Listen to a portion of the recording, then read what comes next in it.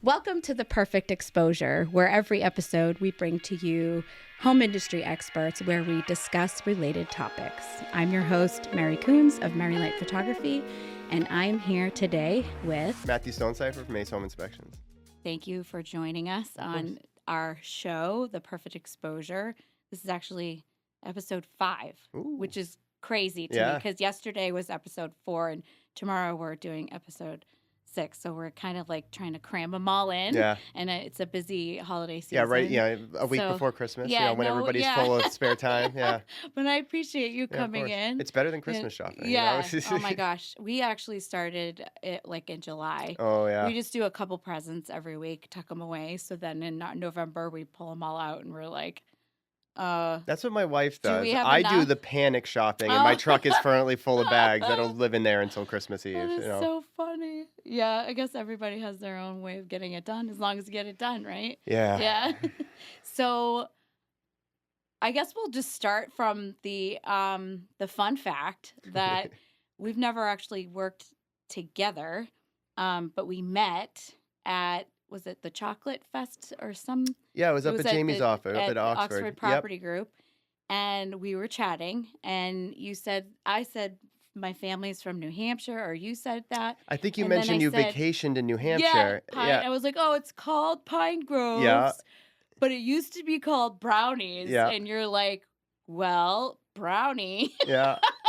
and he's your grandfather, or he's like I don't know the direct connection, but we're related. Yeah. So that's crazy to me because that's like 4 or 5 hours Brownie's away. first wife, I believe, was a Stonesifer. Oh, okay. I believe that's the connection. Okay. So he was like, I mean, everybody up there is like a relative, yeah, right? for sure. Everybody's some version of a relative. Right. Yeah. And even if it's not blood relation, like I remember growing up in that community and like you knew everybody and they were so close knit. And so the fact that you know my family, that blew you're like, especially meeting here in New York. It's, you're like, oh, Margot, Michelle. And I'm like, wait a minute. It's super weird.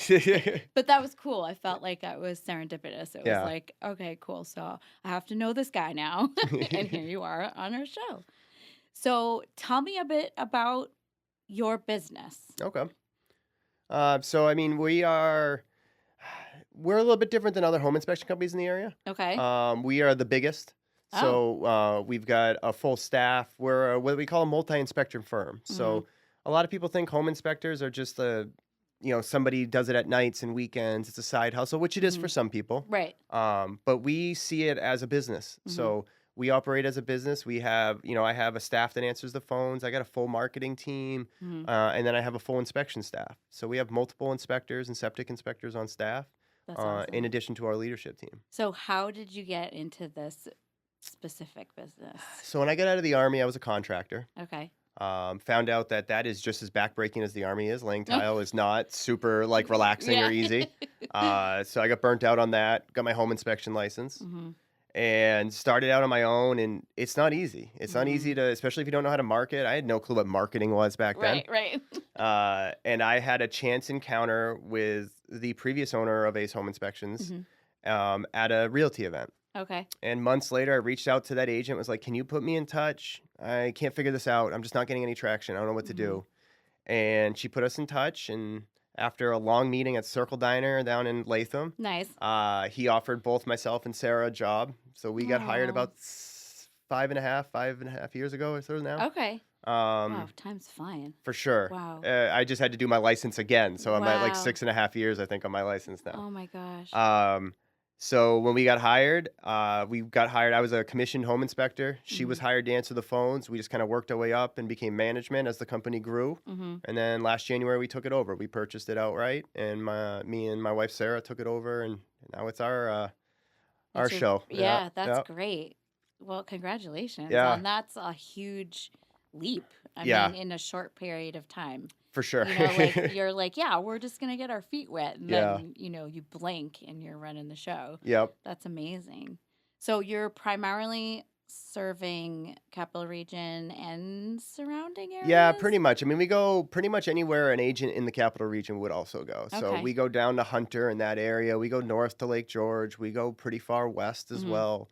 And then all those weird we're in Northville. Yeah. We're pretty Oh much yeah. everywhere. Yeah. We used to regularly go to Binghamton Okay. for a short period of time. We used It's to do that trip. it's a cool area though. It It's a is. like what 2 hour drive? Yeah, I mean, they were like leave at 5 a.m., get back at 9 p.m. days. I mean, they were Oh, long, rough days because we'd do 3 while we were there and then right. come back. Right. That makes the most Those days were sense. rough. Yeah.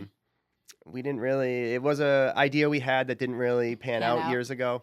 Yeah. It seems like a good idea when you're trying to expand, maybe. Yeah. But then if you're overextending yourselves, it's And the markets are very yeah. different. So you got to that market is different than the hmm way real estate is done here. So you're Yeah. learning another way of doing it. And Oh, just yeah. That adds a little. ultimately, at the time we were at, we just realized there was more growth capabilities hmm here. This was when I just worked here. This was before I owned it. We just figured out that we should really concentrate and dig down here. Yeah, that makes sense. I can appreciate that too. When we first started, Yeah. it was like we'll go You anywhere. want the world originally. Yeah, Yeah, you're for sure. thirsty, Yeah. and it starts. You start to think like it would be really nice to drive 10 minutes, Yeah. do the job, and then drive 10 minutes back. And and now that we're busier, there's routing and all of that. Yeah. But you really have to cater to the client's needs, and then your client's client. Yeah. Right. So you were just saying before we started, you work mostly with the homeowner, Yes. and then so tell me about the whole inspection Yeah. process, because I very rarely have to come up against a home inspector, Right. right? Yeah. So the only times that happens is if they had the home inspected, the buyer backs out, and then I have to go back to do pictures when whatever they did was repaired. Oh, okay. And so it only happens very infrequently. So let's say, Agent Joe puts a house on the market, right? They have a photographer come, they put the photos up. Do you ever do the home inspection prior to the listing? So sometimes. So there's kind Okay. of two sides to that coin. Yep. You got your typical pre-sale inspection, which is the buyer has found a house, they have an accepted offer, Mm-hmm. and they got to do their due diligence. Mm-hmm. The other side of that coin, what you're talking to, is a pre-listing inspection. So we do those occasionally. Yeah. Admittedly, it's it's a seller's market. Yeah. So sellers are a little less likely to do some extra due diligence right Right. now. Did you see a lot more of that during COVID? A little bit. Honestly, the precedence around here has not been real heavy on the pre-sale inspection. Okay. We're starting to see it pick up some rhythm now. Okay. Mostly, we have a couple of agents we work with that they'll have us come through and do like a consultation on pre-listing Mm-hmm. prior to listing it, so they can kind of get ahead of it and realize, well, maybe we should really have this foundation looked at. Maybe we should Right. really get a quote. Or Not if like a they're full worried. formal, but Yeah. just kind of like, hey, there's some things that stick out here, Yeah. so they don't have to worry about it. They can, they can worry about stuff that's really within their purview, and just kind of gives them a little bit of a heads up of I was like, gonna say, let's get ahead of these couple of steps. yeah, maybe give them a little bit of leverage with Yep. speaking with their client about pricing, Yeah. because if there's a lot of repairs to be done, they're going to be shocked when they don't get what they're looking for Right. price wise. And yet, if they have someone who's in that field telling them, "Oh no, this has to be done," or most likely this is going to come up on the home Yeah. inspection, then they have that. The other advantage it gets a little bit too is even if, say, a seller doesn't have the ability Mm-hmm. or financially or whatever, or even the want to get anything fixed, you can get ahead of it in preparing any buyers. So, we've seen precedents of if a buyer comes in and knows the roof is bad coming in Mhm. and they know it's been priced accordingly and they have a quote that they know what it's going to cost to fix, Yeah, they're it okay makes with it. negotiations a lot easier. But if they find Yeah. that out during due diligence while they're Yeah. expecting that to be good, Yeah, that's much. the yeah. same person may walk away because their expectations are different. So it helps Right. set that expectation going forward. Yeah. Even if, say, maybe the seller doesn't have 15 grand to put a roof on the house, Right. but they can show that, it's worth X. Here's how it's priced. Here's a quote that states Right. what it's going to cost to do the roof. And it just sets it up a little bit Precedent, better yeah. and smoother going into it. Yeah, that makes sense. And then so then I'm thinking the majority then that you're doing are there's an accepted offer, Yep. and then that's when they call you Yep. to come in and inspect the home. And what's that like for you guys out Yeah. in the field? Like, you have to do your job, but how do you make people happy? Like that's gotta For be a sure. fine It tightrope, is, and it's actually where I think a really good inspector can separate themselves from somebody that Mm-hmm. may be a good inspector but lacks some of the additional skills that they can't teach in school. Right. So, like, a huge aspect of it is communication. Yeah. So you can go in an attic and come down and go, "Oh my God, there's so much mold up there. Like it's And start unhealthy. The coughing house got and an issue." yeah. That's going to terrify Yeah. somebody. Yeah. But if you come out of an attic and you go, "Hey, there's mold in the attic. It's super common. We see mold on 75% of houses we inspect. Yeah. There's good remediators in the area, and good thing you did due diligence because now you can actually go through and your agent here who is great at this can help work to Right. negotiate and come up with a solution Mm-hmm. for this. And it's not common, and it's and they can answer any questions. Yeah. Those are the same statements, but Right. one is terrifying and one is One is not. educational. Yeah.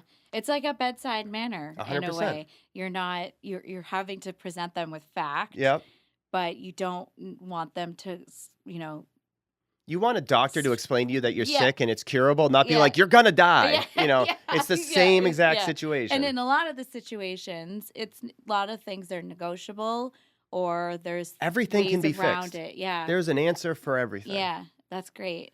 So you know that.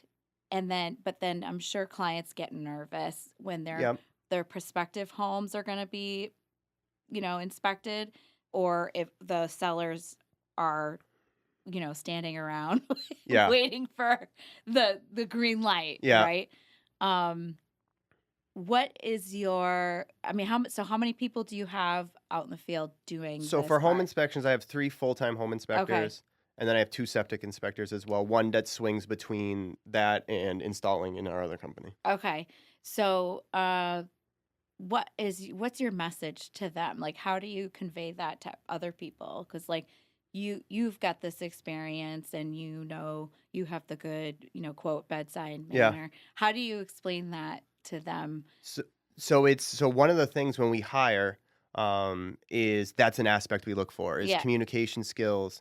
We look for culture. We're a 100% culture-driven company, Mm-hmm. and that's how we hire by. Mm-hmm. So when we look for resumes, we look for people that come with. I don't train inspectors from the ground up. Mm-hmm. We bring in people that have a license already. Oh, good. Okay. Because I want them to have some sort of background and show that they can at least understand the principles of it. Right. I can teach you the technical side of it. I can teach you the advanced side of it. Right. That's the technical side I can teach. Right. But what I can't change is who you are. Yeah. So we look for the specific type of person, Yeah. and we do a multi-stage interview to make sure they're going to fit the mold, and we really harp on in our training processes about messaging, about communication Mm-hmm. skills. How do we communicate majors? How do we Mm-hmm. explain this to people? How do we educate? Your report may have 85 deficiencies in it, Mm-hmm. but that's okay. We're here to make sure that you understand everything, and this isn't supposed to be scary. Right. We make sure we understand, Mm-hmm. but also not to sugarcoat it. I'm not here to tell you that a foundation issue is fine and it's all, Yeah. you just leave it and it'll be all right. Yeah. No. We're gonna educate you about what's wrong with that, why it's wrong, but also what it can be fixed. Mhm. And maybe the fix is not that complicated. And Mhm. we're here to ensure that you can now take the next step Mhm. to ensure that you understand what the full, getting a quote and talking to a specialist in Right. that field, and really just understand what you're coming into, Mhm. so you're set up the best to succeed in home ownership. So I'm assuming, like us, you have vendors or Yep. third parties, if you will, that you work with, that you trust. And when you hear some issues come up, you're immediately think of so and so because they are going to help handle it as best Yeah. as possible. Did that take some time For to sure, and it's an ever-evolving thing. yeah. So we have a vetted list of vendors that we work with, trades, Mm-hmm. that they don't like pay to be on my list. I'm not making Yeah. money off it, but what it is I want to make sure that they have a couple of things. One is that they communicate well with clients, Mm-hmm. that they answer their phone. I mean, that's a challenge. Responsiveness. That's Yep. so huge in this industry. That they operate ethically and morally. Mm-hmm. And there's a couple of other things we request from. Mostly is that they also provide education to my guys. So Mhm. like if I'm referring a foundation company, usually once a year or once every other year, we request they actually come in and do a training for my team on their specialty and further expand it. We recently did it with roofing. We work with a company called Grace Roofing.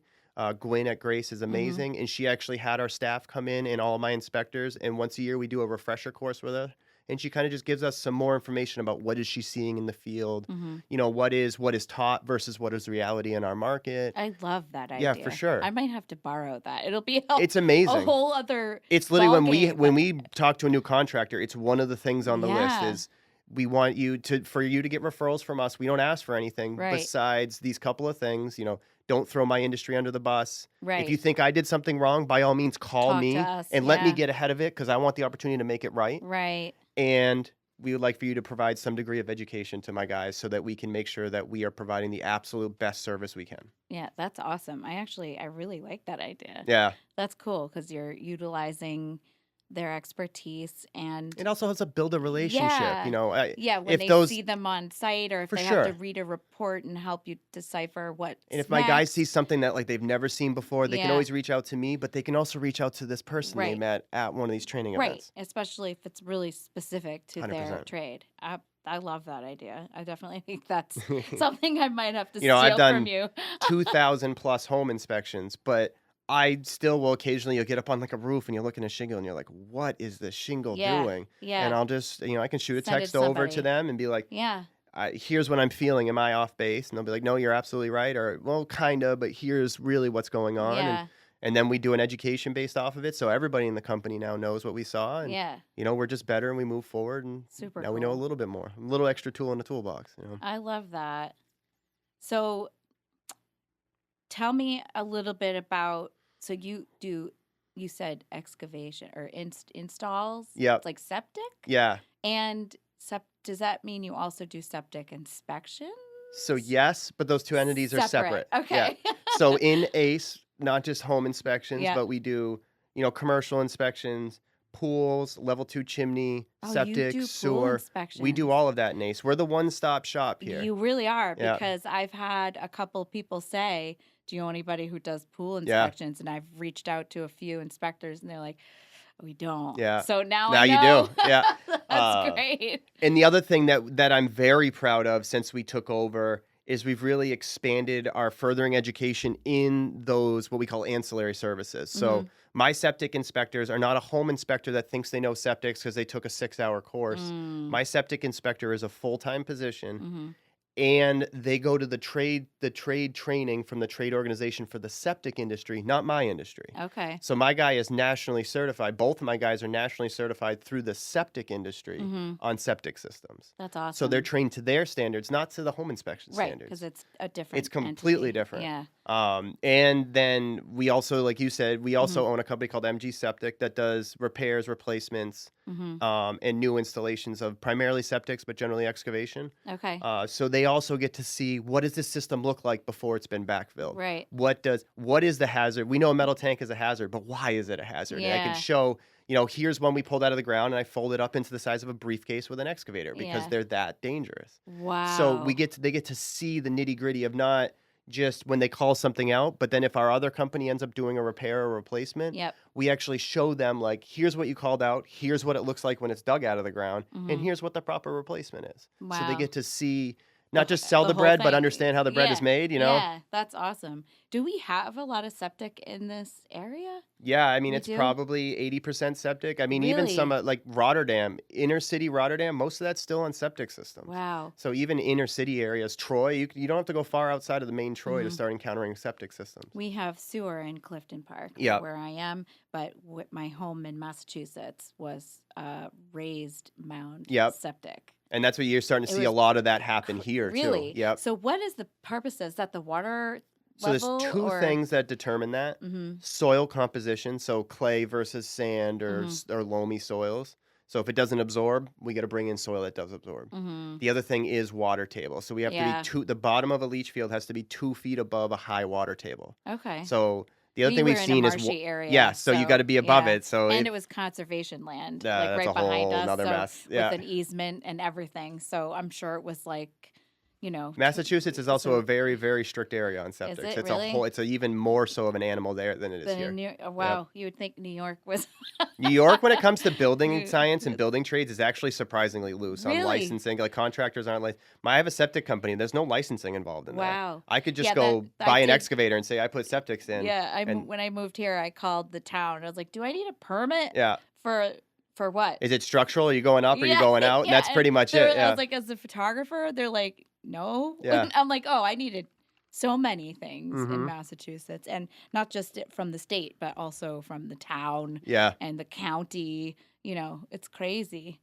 But so does that mean you primarily operate in New York State? You don't do any Yeah, we other don't states? cross state lines. Licensing rules weird. change when you Yeah. start crossing state lines. I know there's some people that do, but like Albany is really this beautiful market that like we can really thrive here. Yes. There's not really a need for me to go to, I mean, like what is it? The whole state of Vermont's got like the population of the capital district. Right. So like It's it doesn't make sense to go crazy. that way. Yeah. And Massachusetts is kind of another animal. Yeah. Yep. So I feel like this area is like we're really lucky For sure. in this industry. Or if you're working with a lot of real estate clients, which I'm assuming is the primary. primarily, Yeah. we get calls a little bit, and it's something we'd like to push more in the future. Is like, why do you wait until you get an inspection when Yeah. you buy a house, but Yeah. people own it for 35 years and never have anything looked at, Yeah. and they've never been in their attic since the day they bought it. I didn't know why my basement smelled really badly after a few years of Yeah. living there. And they were like, "Oh, you got to clean it out. You got." Yeah. I was Usually, like, I so people didn't talk know about a that. musty basement smell is it's- normal. no. Usually, a musty basement smell is mold propagating. Yeah. Well, It's it the smelled like poop. Oh, really? Well, and air doesn't move. It was Nobody like- opens their basement Yeah. windows. Well, it was and- anytime we ran the laundry. And Oh. and the pipes, the way that they were laid out, and I called the septic company, and then they were like, "Oh yeah, it just needs." I don't know what they do to clean it out or line jetting or Yeah. something, And probably. it Yep. was new septic. Oh, It was okay. put in like a year before we moved in. Yep. Same with the roof. It was like we got really lucky. But like you don't if you're don't not know. paying attention, For sure. right, or following the home inspector around, which I'm sure you love. Yeah. Actually, you know what's funny is another thing we pride ourselves on in ACE is we pride ourselves on education. Yeah. So our guys actually have no issue Really? if you follow around. We get we love first time home buyers. Yeah. And my guys love to go through and explain and answer any questions. And we encourage people, we don't care what you're going to ask. You can ask me Yeah. what that is, and I may go, that's a doorknob. Yeah. But it's fine because Yeah. you don't know what you don't know. Right. So is it true that like the potential buyer's dad is So there is a doom and gloom aspect of that. Yeah.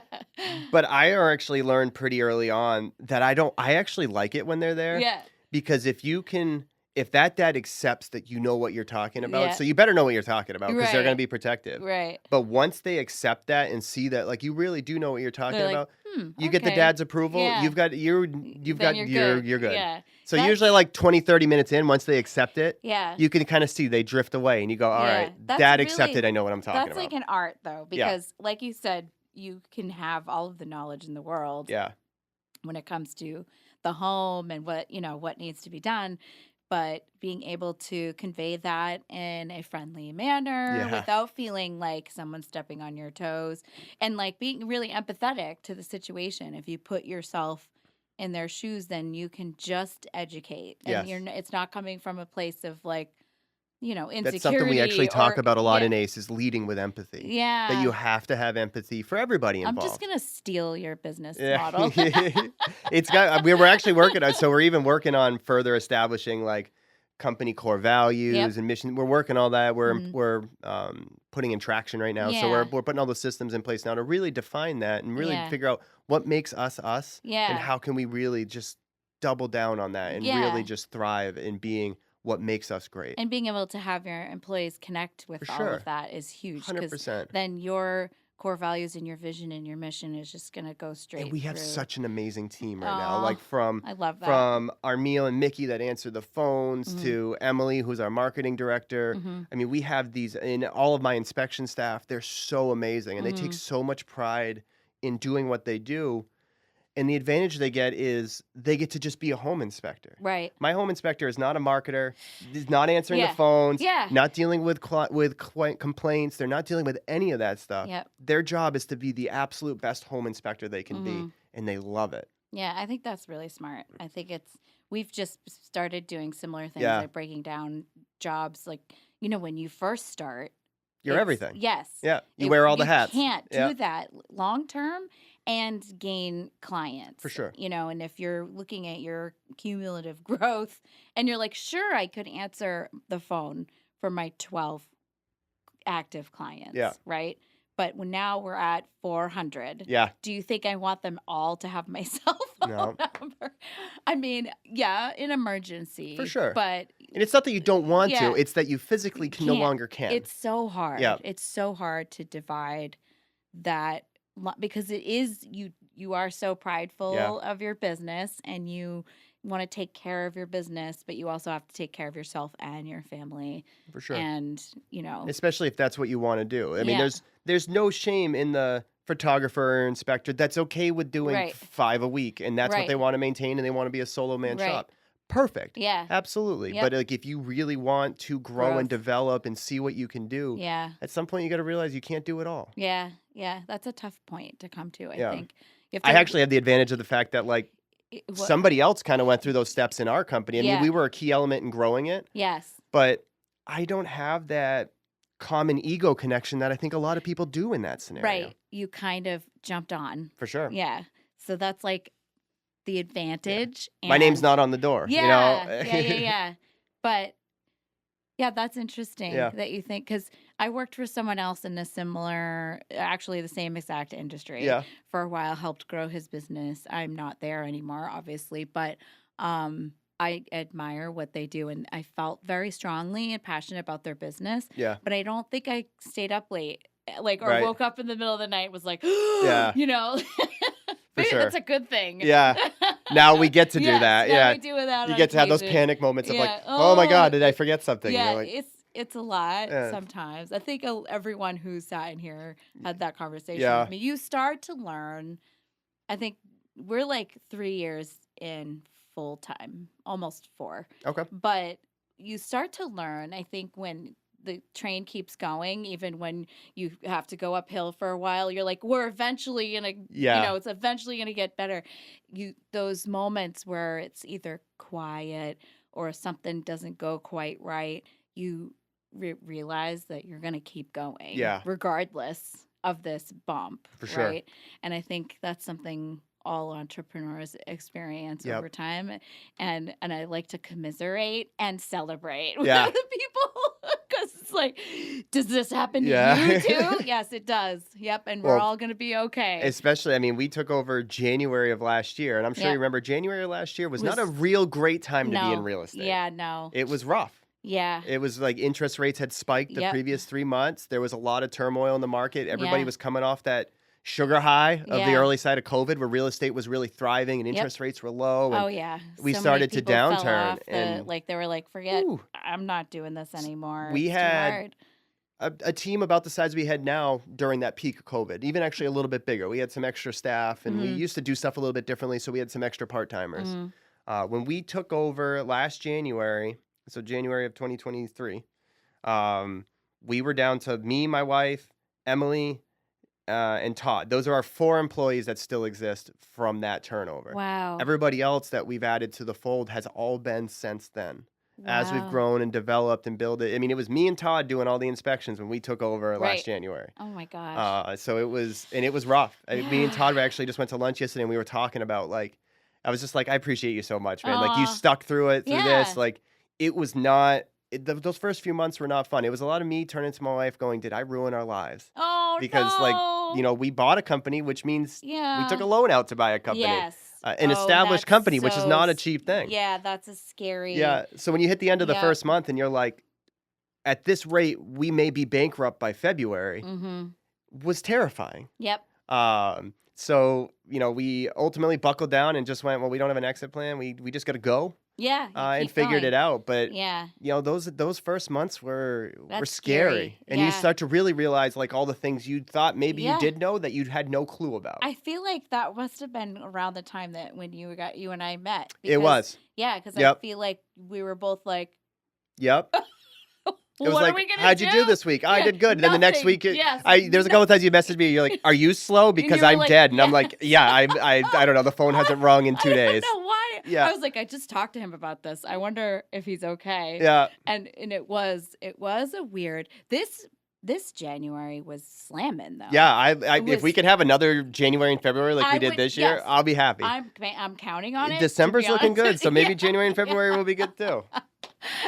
This is the other mindset that Yeah, I'm seeing a common thread amongst all the people that is in our network, non-agents, like just all different types yeah, of trades, is that it is a little exhilarating. yeah, Like you hate to love it yeah, and you love to hate it. for sure. Like it's so up and down. And there are some people who would just like really appreciate that steady Yeah, source of income. But then Jeff was here last night and he said, well, I was watching this guy who got fired. He was 52 years old.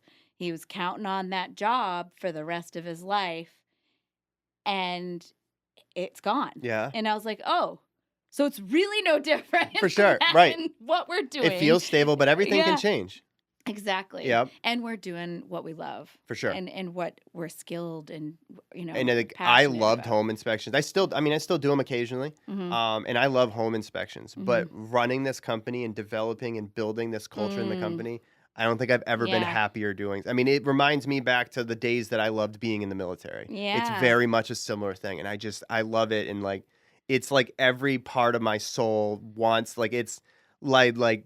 I want it as much as I want to live. I want to be successful and I want to build this company and I want it to Yeah. thrive and really become what I think it can become in this area. And I mean, maybe even other areas in the future. And then you have to think to yourself, how lucky Yeah, are you to be where you're at? for sure. But it's also not just luck. It's that persevering through that I like slow to say January. fortunate. Yes. I don't like to say luck And because I think, gratefulness. yeah, it has a lot to do. It's not Yeah. because of luck would be I woke up tomorrow and every other home inspector quit and now we're the only one in the market. Yeah. That's luck. Yeah. It wasn't luck. It's Yeah. hard work and perseverance and making the hard decisions and buckling down. Yep. And, when you're not making money and you want to back out saying, no, we got to double down on marketing and maybe we need to hire. And maybe we just need to Isn't that funny? dive deeper. When things feel slow or if they seem to be maybe leveling out where Yeah. you're like, oh, I was really excited about this trajectory.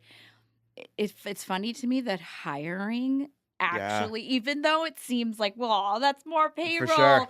it actually does levitate Yep. your business. And I'm learning that very quickly because every big step that you can make could be a mistake, right? But if you're using the knowledge that you have before and you're growing your company with those good core values Yep. and you bring on the people, like you said, that you sort of vet their personality Yes. and their credentials, that is just going to in turn bring you more good clients. Yes. And Exactly. and I think that's huge too. Like client relationship for me is important. You deal primarily with the with the sellers. The buyer, yeah, whoever is. But how do they get your information from the realtors? So typically, Okay. so we are what you would refer to as a B2B2C industry. So Okay. typically, we get business referrals from other businesses, the realtors in the situation. Yep. There is a couple of other aspects to it. We're very integrated through all aspects of the real estate transaction. So we also know a lot of your key players in banks and mortgages and attorneys. Yeah, 'Cause same. I Yeah. want to make sure everybody's on the same page because that's Right. the best situation for a client. Right. Is if we're all on the same page and we're all working together. And, ultimately what I want is if a client gets a name for an agent, they also look up Google and go, wow, they've got an amazing presence here and good reviews. Yeah. And they talk to their attorney and their attorney says, I trust them. And they Yeah. talk to their mortgage person, Yeah. goes, they're Oh, great. I know that guy. I want Yeah. that. I want to Yeah. be, because Yeah. then what that client knows is if they have an issue or a hiccup and they have a question about the house, everybody in their circle can reach out to me. Right. And they know that I am going to be there to help them. Right. Now, there is a little bit of direct-to-consumer marketing. Historically, we've been a relationship-based marketing type. Yeah. But there is actually now companies in this country that are thriving. Like, I mean, industry leaders, some of the biggest companies in this country that are built off direct-to-consumer marketing now. So Wow. we're seeing an interesting shift in people that it's not just making relationships. We also have to put work into Google and put work into social media and put work into our public presence and really cultivate not just our public presence to the agents that that love working with and I will always have relationships with because they've become some of my best friends. Right. But also that there is some direct-to-consumer marketing we now have to consider, which I Yeah. don't love because that's usually a money game. It's the ad spends and all that fun. Yeah, for sure. Yep. We're talking ad agencies and all that stuff. But Yeah, and it's never like, oh, this campaign or that campaign really made it more For sure. successful. It's like all of you're not going to them put a bunch of money together. in. You're not going to go put $1,000 into Google and be like, wow, this is what made the difference. Yeah. It's little by onesies and little. twosies here and then added with the reputation For sure. plus the referral or so and so said something great. It's a culmination. while of still things. concentrating on company Yeah, culture yes. and healthiness of the company and Yeah. making sure that, what is growth if it's not Yeah. healthy growth or sustainable growth? Right. And a lot of that relationship and reputation and just past experiences is cultivated by your culture. Yes. It's not made up, right? Right. And a lot of the times when you do marketing, you feel like you're making something sure. up. You're like, but you have to think about what you're doing and how you're branding yourselves. But in a way, you're already branded. Yeah. It's just conveying that. I struggle with that. Like, sure. what's, I don't like being salesy, but people Yeah. are like, that's not what you're doing. You're Yeah. just showing everyone. If you can just speak about your passion and the passion of your staff, it's really not salesy. Yeah. I just want you to understand how much I love it, how much I love my team. I'm not selling you on my team. Right. I just want you to know what makes them amazing Right. and what I think makes us the best company in our market. Yeah. I just want you to I'm not selling. Yeah. I don't care if you use me. Yeah. I'd love to work with you, but I'm not trying to sell you on it, but I just want you to know the decision. I want to give you all the information. It's like doing a home inspection. Right. I want to give you all the fact information. that you're full service, I think, is a huge leg up. We get the same, kind of reply, I guess, like when they're like, what services do you provide? And I'm like, what do you need? For sure. It's a lot of it's crossover, and we have 7 people on the team, all with different sets of skills, and it's easier to, offer one person one thing and then have them come back for something else, right? Versus marketing it, like oh, well, we could do this if you wanted to. Yeah. It's like, hey, do you guys do that too? Yeah, sure, we'll do it. Yeah, absolutely. do you have a product photographer? Or do you know anyone who's septic? Right. Yeah. And we do that. It's not to do sales. It's not to maximize my income. I want to make it easier. We want to make, we really want to just change the home buying experience and really make it better. And what can we do to make it better? We can take some stress out of what is probably one of the more stressful aspects of a home transaction is the home inspection. Right. How can we take some of that stress away? I can't make the house better. Yeah. But what can we do to take some of that stress away? Let's make booking easy. Let's Yep. make it so you don't got to call 12 different people and show up Yeah. to the house 4 different Oh times. gosh, yeah. Let's make it so that you can, you're going to get your reports that day while it's fresh in your mind, not 3 days down the road, not 5 days and then down you the know road. who you need to call or Yeah, follow up with. let's make it so that if you don't have a contractor or if the client or if your agent doesn't is like, I don't know somebody that does that repair. Well, I have somebody that I can trust, that I know you can trust, and I have their contact information. It's actually built into your system. You can just click a button in your report and they can actually send them the information. Oh, so easy. So let's make this easier, not because of money and profitability. I mean, ultimately it is business. You are trying to make money. Yeah. Sometimes it doesn't feel like it. Yeah. But really, I just want to make this process just a little bit easier. If I can take a client's stress down just a little bit, then I think we've really helped the situation. That's definitely also a rewarding aspect of 100%. it, right? Like you're not just Yeah. going in a house, man, we're done, and then going. You don't to the feel next like you're just one going through the steps, and Yeah. you get to build a little bit more rapport with a Right. client, and they trust you a little more. and Right. It also makes the process more fun. Yeah. it's Especially now. I mean, home buying process is more stressful now oh than it gosh, has been yeah. in the past. People have gone through, you do an inspection and we have clients who've done 3, 4, 5 inspections for us sometimes. Wow. And on number 4, they're not nearly as excited as Yeah, number 1. yeah. But we try to make it so that they can enjoy it. We just had a client recently. I think she was number 3. I think it's the third house we've done for her. And I think this one is it. Because there was some of them had some like pretty significant issues. Hey. So but she kept coming back to us because she's like, I really trust you. You've Right. saved us money. And we You celebrated with her. My Yeah. staff in the Oh. office is like, I really hope this is going to be the one. They're Oh. not like, well, we hope you go to number 10 because then I can sell you 10 home inspections. Right. Uh, but we're like, we really hope this is the one for you. And Right. we mean it. Yeah. I don't do the booking. I don't answer the phones, but I've been watching this person. Yeah. I even have found myself looking at the report after they were done to be like, oh, good, this was a good house. Yeah, we do that too. I look to see how long things are on the Yep. market. When you meet the seller, For sure. it's like you kind of, especially You know when their they're really story. sweet. Yeah, I Yeah. always ask, like, I don't try not to get too personal, but For a sure. lot of times I walk in and they're emotional, or they're like, picture day, and the day the sign goes up, it's a big day. For sure. And or the it's usually an agent who will say they've been here 49 years. Yeah.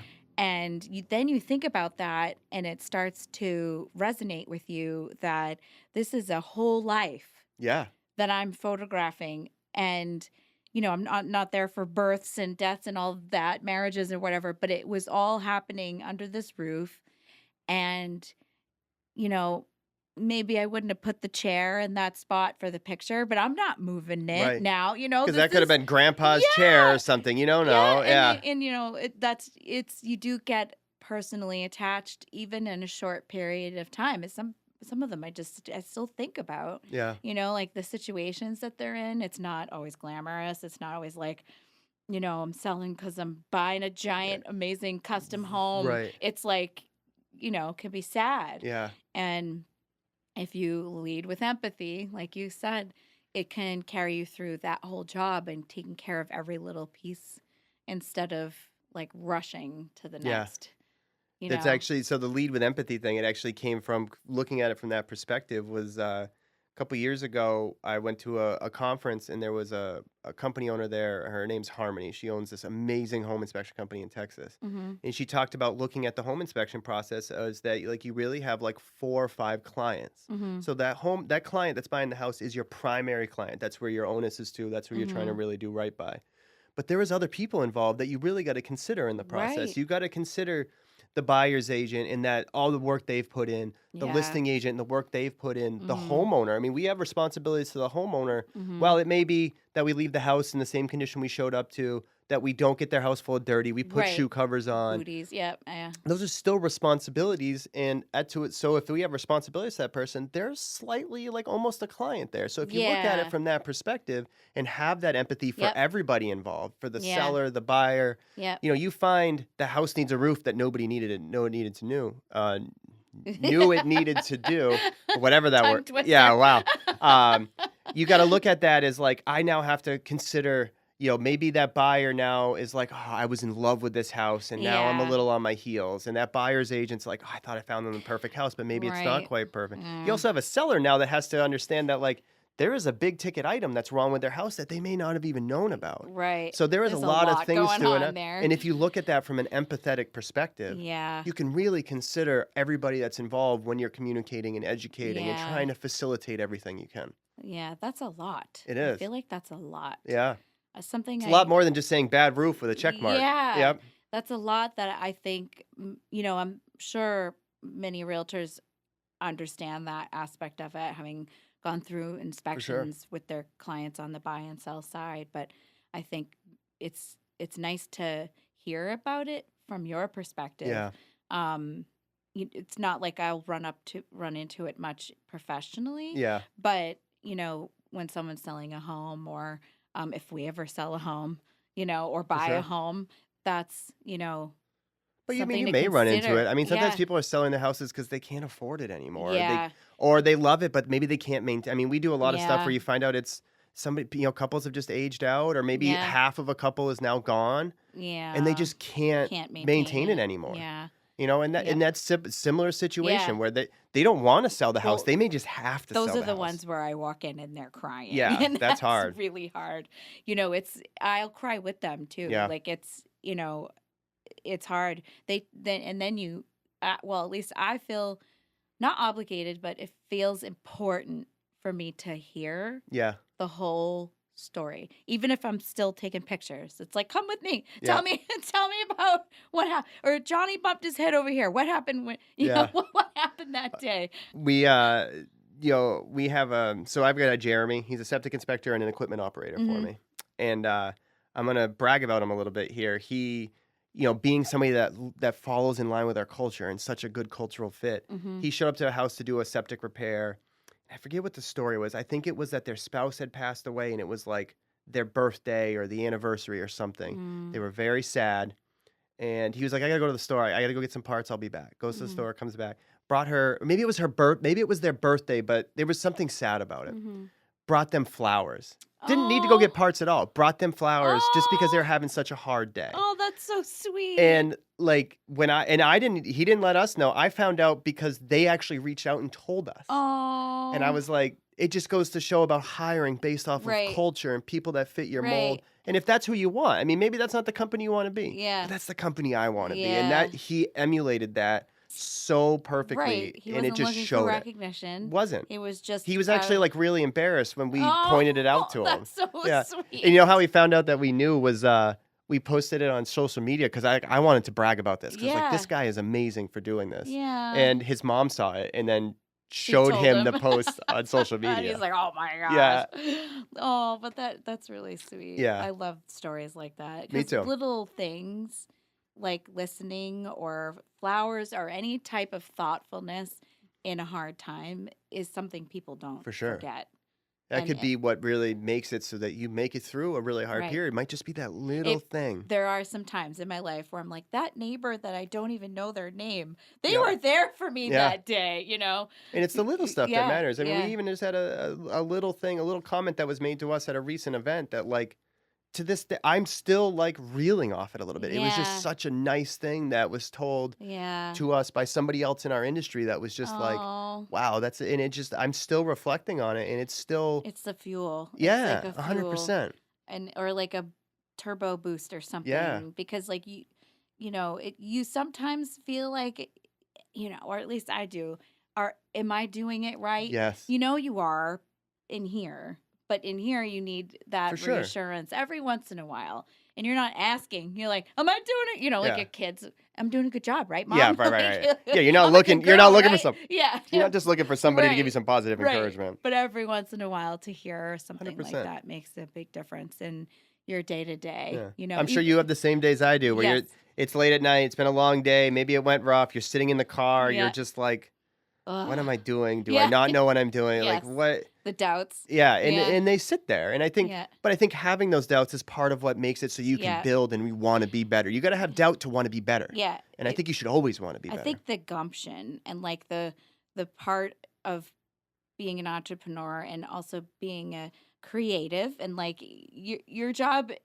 isn't technically creative in the field, but there's creativity behind how you approach things 100%. And how you grow your team. Yeah. And I think people who have that have what it takes really to take that negative feeling and be like, what am I going to do about it? Yeah. Instead of let it eat you up and crumple you up, 100%. you know? And I'm not saying there aren't days where I'm like, totally ate up, you know. Oh, 100 for sure. like, okay, we're starting over tomorrow. Yeah.